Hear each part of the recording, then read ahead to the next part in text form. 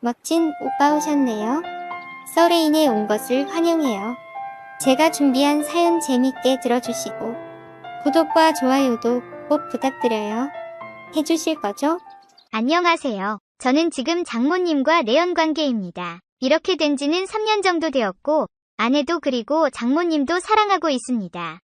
장모님도 저와 사랑 나누는 것은 너무나도 만족하고 있지만 아내와 손주도 너무 사랑하고 계십니다.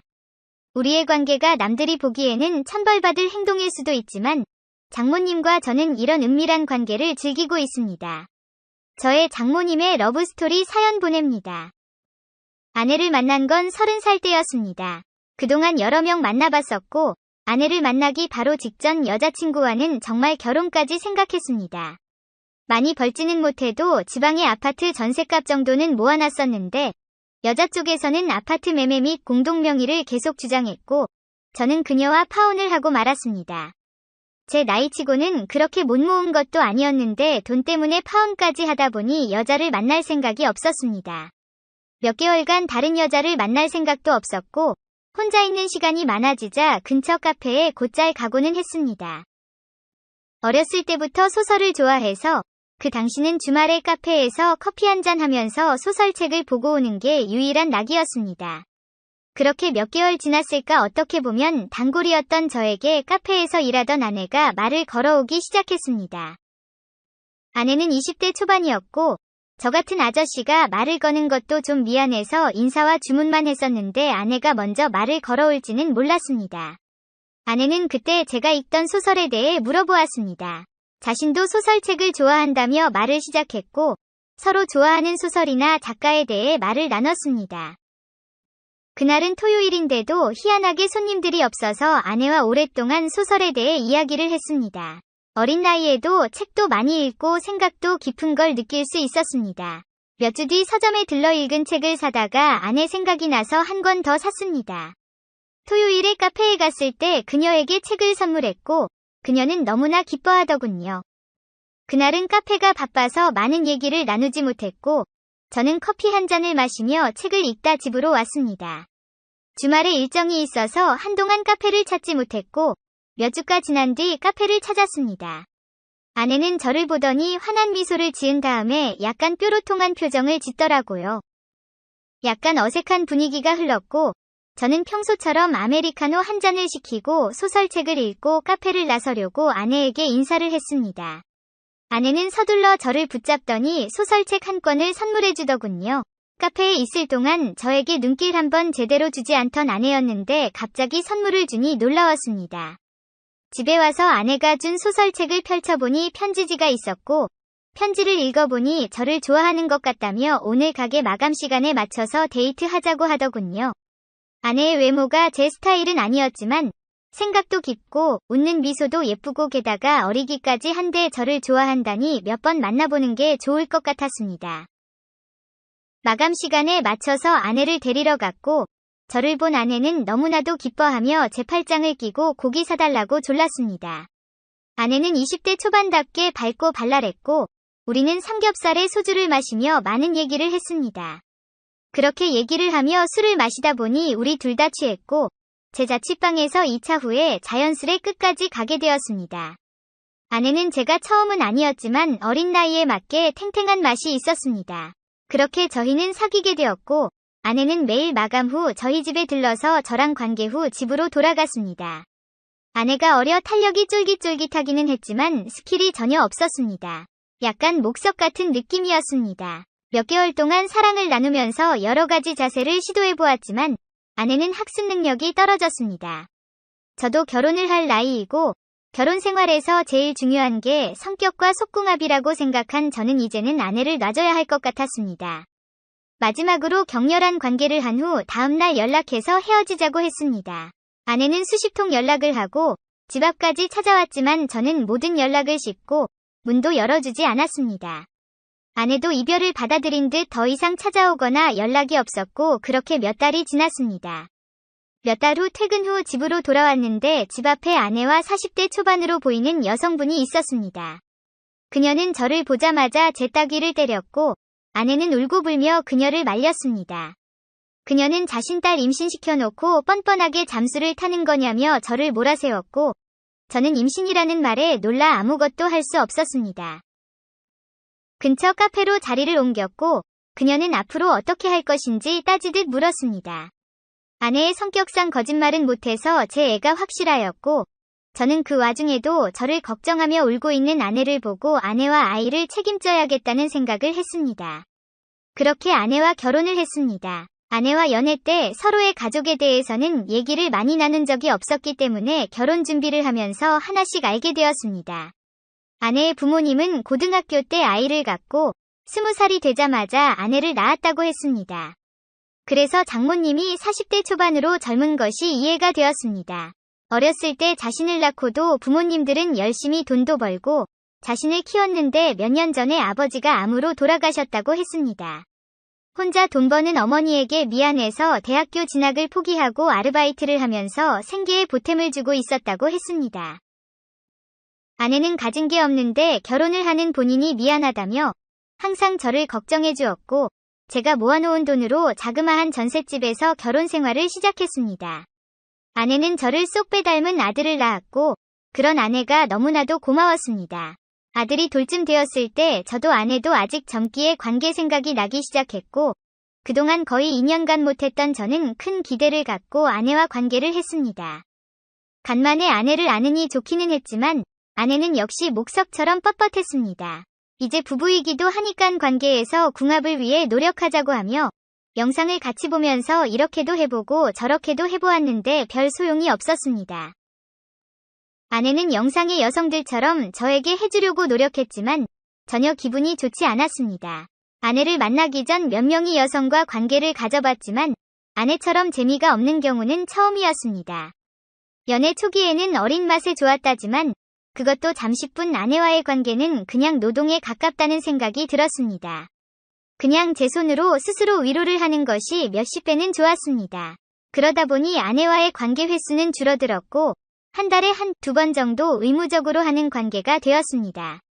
아들이 3살이 되어 어린이집에 다녀도 될 나이가 되자 아내는 아르바이트를 시작했습니다. 처음에는 아들이 어린이집에 머무는 시간 파트타임으로 5시간 정도 사무보조를 했는데 아내가 일을 잘하기도 했고 직장 업무도 늘어나서 정규 타임으로 일을 해야 했습니다. 아내는 아들이 크면 돈이 많이 들 거라며 그 자리를 놓치기 싫어했고 아들이 조금 더 클 때까지만 장모님에게 부탁해서 아들을 돌봐달라고 한다 했습니다. 때마침 장모님은 일을 그만두고 쉬고 계셨기 때문에 많지는 않지만 용돈 정도의 돈을 드리고 우리 집에 머물면서 아들을 돌봐주셨습니다. 처음에 장모님과 같이 산다고 생각하니 조금 어색할 거라 생각했는데 전혀 그렇지 않았습니다. 장모님이라 해도 저랑 나이 차이가 별로 안 나고 오히려 장모님과 공유되는 세월의 흔적들이 많았습니다. 게다가 장모님은 음식 솜씨가 뛰어나서 장모님 오시고는 정말 집밥만 찾게 되었습니다. 장모님께 드리는 용돈이 작다 보니 대신 가끔씩 장모님께 추가 용돈이나 선물을 드리곤 했는데 그럴 때마다 장모님께서는 소녀마냥 좋아하셨는데 그럴 때는 정말 귀엽다는 생각까지 들었습니다. 그래도 장모님과 같이 살면서 불편함은 있었습니다. 아무리 사위, 장모 관계이기는 하지만 장모님은 보통 집에서 속옷을 입지 않고 티만 입고 있었는데 샤워 직후 물기가 묻은 상태로 티를 입을 때는 물에 젖어 아니허니 비치거나 뽕끝 솟아난 게 보였습니다.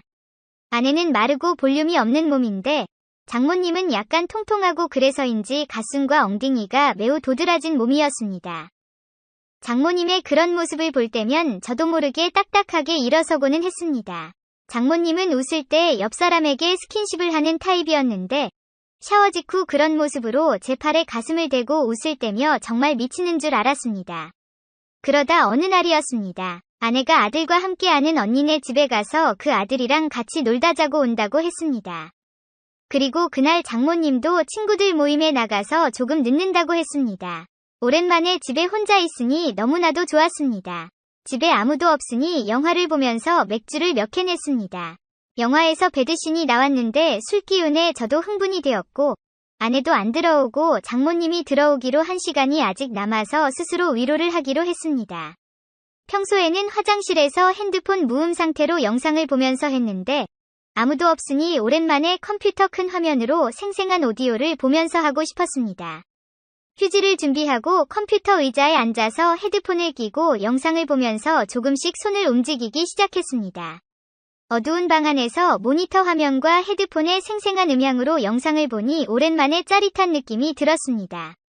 그렇게 조금씩 손을 움직이면서 절정으로 향하고 있던 도중에 갑자기 방 안에 불이 켜졌습니다. 놀라서 문 쪽을 바라보니 장모님도 저의 모습을 보고 깜짝 놀란 표정을 짓더니 하던 거 마저 하라며 당황해서 방문을 닫고 나가셨습니다. 헤드폰도 사용했고 너무나 집중을 해서 집문 번호키를 누르는 소리도 못 들었나 봅니다. 정말 당황하고 쪽팔렸는지 제 것은 이내 쪼그라들었습니다.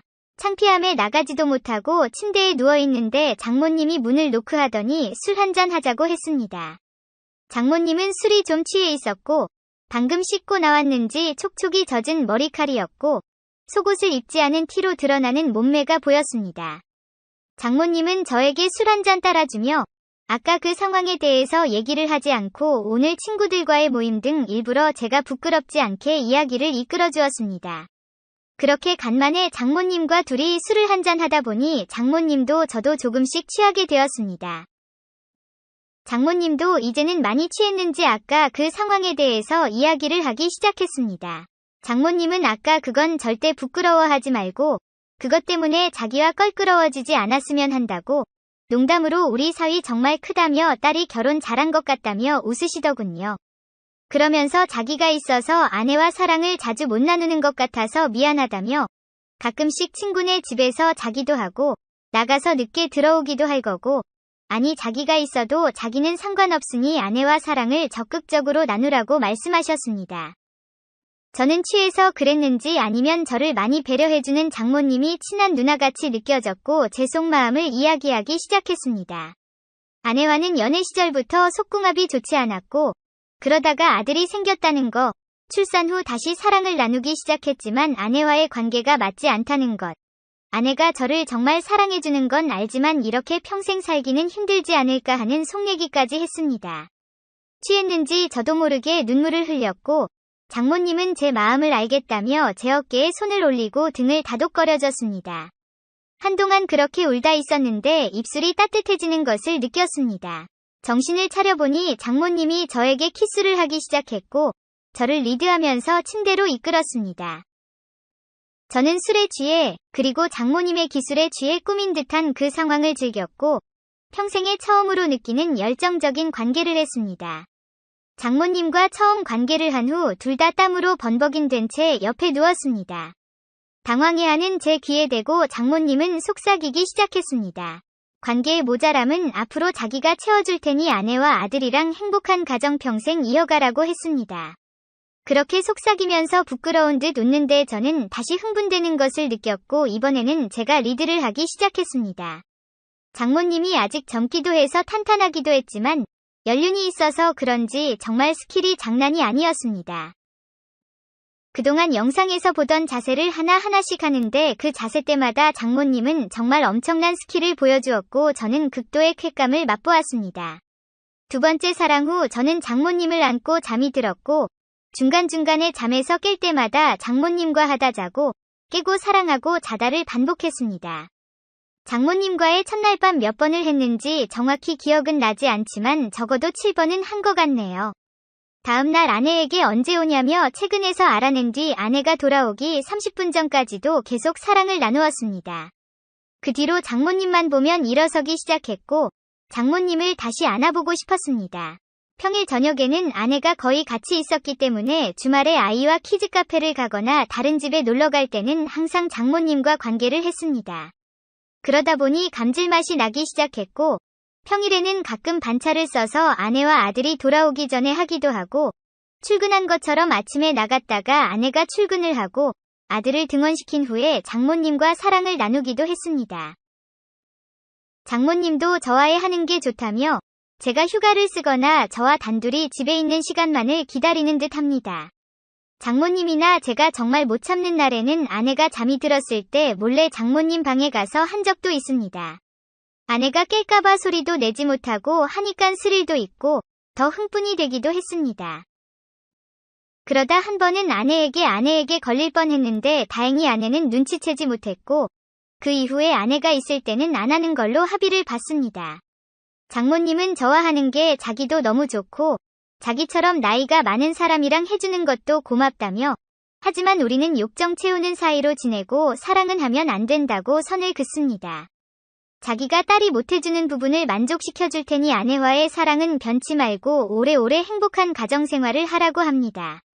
아내는 가끔씩 아이가 초등학교 3학년쯤 되면 저를 위해서 어머니께 아이 돌보는 걸 그만시키겠다며 장모님과 같이 사는데도 참고 잘해주는 저에게 너무 고맙다는 말을 하고 있습니다.